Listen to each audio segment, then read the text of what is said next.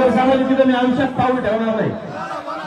कारण की जर तुमचा नेता समाजाचा नेता उठून गेला तुम्ही जर उठत असतील तर मग काय अर्थ आहे? अरे काही काम नाही काय नाही, मला सगळे गणित माझे भेटायचे काम कशाचे. चला बोलू का. ओबीसी चळवळ मोठी करायची असेल तर एकत्र राहावं लागतं. एकाचं तोड इकडे एकाचं तोड तिकडे म्हणलं की ओबीसी चळवळ होणार नाही. आणि मीच मोठा होईल आणि तो मोठा होईल, कोणी कोणाच्या नशिबातलं घेत नसतं, कोणी कोणाच्या कपाळावर घेत नसतं.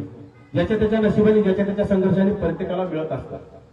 आपले आदरणीय हाके सर आमचे नेते, परंतु नेत्यांनी सुद्धा सर्वांना घेऊन चालण्याची भूमिका येणाऱ्या काळात घ्यावी लागेल. नाहीतर मग काय नाही, आपली गोमाशीची मूठ आहेच प्रत्येक वेळा आधी इधर जाऊ आधी उधर जाऊ. निवडणुकीच्या काळात आपण बघितलंय आपल्याच माणसाला आपण मतं करत नाहीत. आम्ही सांगतोय तुम्हाला की आपले 100 आले पाहिजे, त्यांचे 100 पाडले पाहिजे, परंतु निवडणुकीच्या काळात आपल्याला काय आलं ते आपण आपल्या माणसाला विचारलं होतं, विसरू. खरं तर माझ्या गावामधून माधव तात्या निर्मळ निवडून यायला पाहिजे होतं, परंतु आपण आपल्याच माणसाने तिथे त्यांचं गाव वाटण्याचं काम केलं. आज माधव तात्या निर्मळ असते, आमदार असते, तर त्या म्हाताऱ्या आमदाराने तिथं धनगर समाजाला अपशब्द वापरला असता का? ज्याची त्याची जागा दाखवून द्यावी लागते. त्यामुळे बांधवांना जाऊया, आमच्या गोष्टी चालत राहतात तर तुम्ही येणाऱ्या काळात एकत्र राहणं गरजेचं आहे. आज प्रत्येक मतदारसंघामध्ये आपला जर विचार केला, त्यांनी दही पिले असेल, त्यांनी पाण्यात पीठ टाकून काढून पिलं असेल, औषध कशाचं पिलंय, आणि त्यांच्या सोबत ज्या स्टेजवर महिला आहेत सोबत, त्या स्वर्गीय नवनाथ घुलेंच्या पत्नी सोबत ज्या महिला बसलेल्या आहेत, ह्या महिलांना पुढे तमाशातल्या आहेत म्हणायचं. म्हणजे आमच्या 18 पगड जातीतील 12 बलुतेदार, 18 बलुतेदार ओबीसीच्या काय माता मावल्या नाहीत का? तुमच्या मावल्यावर बोललं की तुम्हाला राग येतो, आणि आमच्या माता भगिनीला जीव नाही का? गेल्या 3 वर्षामध्ये आम्ही सहन करत आलो, आणि कुठेतरी आमच्याकडून एखादा शब्द अनावधानाने गेला काय? राज्यभरात या जरांगीची ट्रोलर, माझा नंबर व्हायरल, माझ्या मुलीवर बोलण्याची तयारी, माझ्या मुलीचे फोटो व्हायरल करून अश्लील भाषेत काहीतरी बोलायचं, आणि मग आमच्या लोकांनी जर जरांगीच्या मुलीचे फोटो व्हायरल करून गेले तर चालेल का? परंतु ती आमची संस्कृती नाही. आम्ही मा जिजाऊंना मानतोय, आम्ही माता सावित्रीबाईंना मानतो, आणि राजमाता आईदेवी होळकरांना मानतो, आम्ही माता रमाईला मानतो, आम्ही माता खातेमांना मानतोय.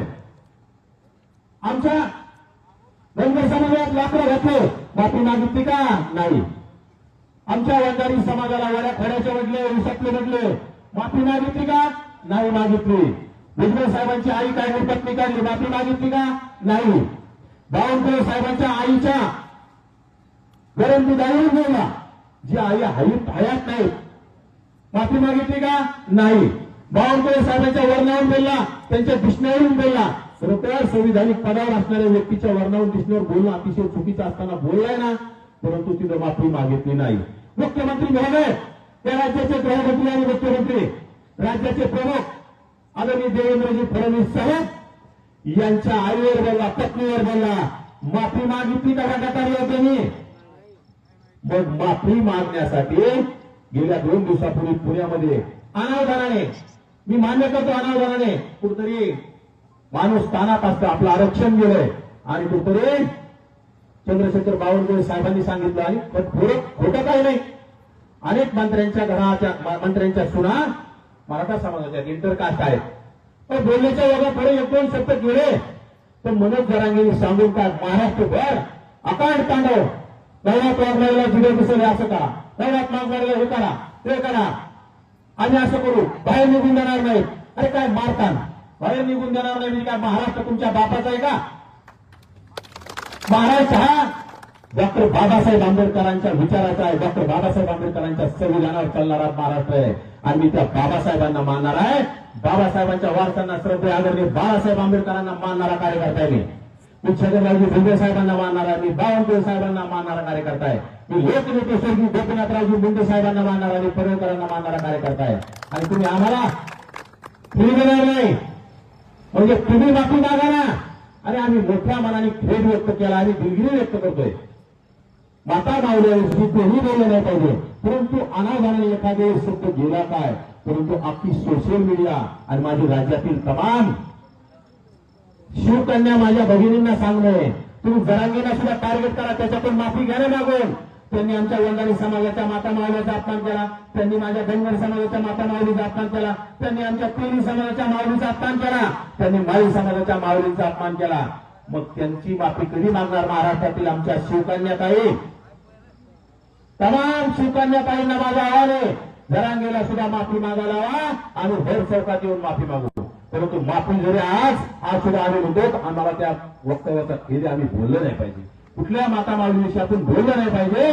एखाद वेळेस बोललेली जर परंतु टार्गेट केलं जात असेल, तुम्ही जर जात पाहून टार्गेट करीत असेल, मी माळी म्हणून टार्गेट करत असेल, कोणी धनगरी म्हणून टार्गेट करत असेल, कोणी वंजारी म्हणून, कोणी बंजारा म्हणून, कोणी सुतार सोनार लोहार बेदर रामोशी म्हणून तुम्ही टार्गेट करत असेल, तर तुम्ही मराठा म्हणून तुम्हाला कोणी टार्गेट केलं पाहिजे का नाही पाहिजे?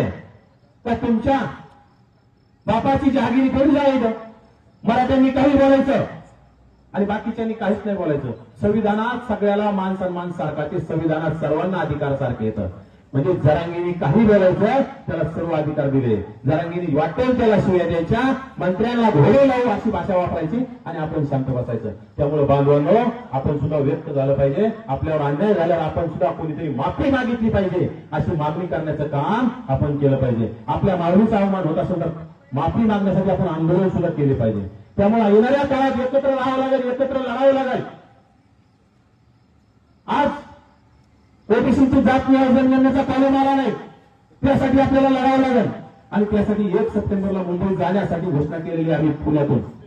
आणि मुंबईमध्ये आपण ताकदीने गेलो तरच कुठतरी फायदा होणार आहे, नाही तर मग निवडणुकीसारखं आजही दर्जा हे चालणार नाही. मुंबईत जायचं. मित्रांनो, हा होता नवनाथ वाघमारे. नवनाथ वाघमारे याच्याबद्दल वेगळं सांगण्याची गरज नाही. लक्ष्मण हाके तुम्हाला सगळ्यांना माहीत आहे की काही असे व्यक्ती असतात की ज्यांच्या मनामध्ये केवळ एखाद्या जातीविषयी किंवा एखाद्या वर्गाविषयी, एखाद्या समूहाविषयी प्रचंड द्वेष भरलेला असतो. आणि असा द्वेषाने भरलेला माणूस म्हणजे लक्ष्मण हाके. आणि या लक्ष्मण हाकेचा साथीदार हा नवनाथ वाघमारे आहे. म्हणजे यांच्या पोटामध्ये विष आहे. तरीसुद्धा हा थोडा बरा वाटत होता आतापर्यंत, परंतु त्याने जे आत्ता जे विधान केलं ते अत्यंत निषेधार्ह आहे. खरं तर त्या विधानावर राज्यातील महिला आयोगाने स्वतःहून त्याची दखल घेऊन त्या नवनाथ वाघमारेवर कार्यवाही करणं गरजेचं होतं. परंतु आता काय आहे, वरून फडणवीसची कृपा आहे. देवेंद्र फडणवीस यांना मराठा आणि ओबीसी वाद तेवत ठेवायचा आहे आणि त्यामुळे आणि तो वाद सरकारच्या आतापर्यंत फायद्याचा ठरलेला आहे. हे आपण निवडणुकीच्या माध्यमातून पाहिलेलं आहे. त्यामुळे हे चालूच राहणार. तरीसुद्धा आपण चुकीच्या गोष्टीला विरोध केला पाहिजे. आपलं मत नक्की कळवा. रामकृष्ण हरी. जय जगद्गुरू. जय शिवराय. जय भीम.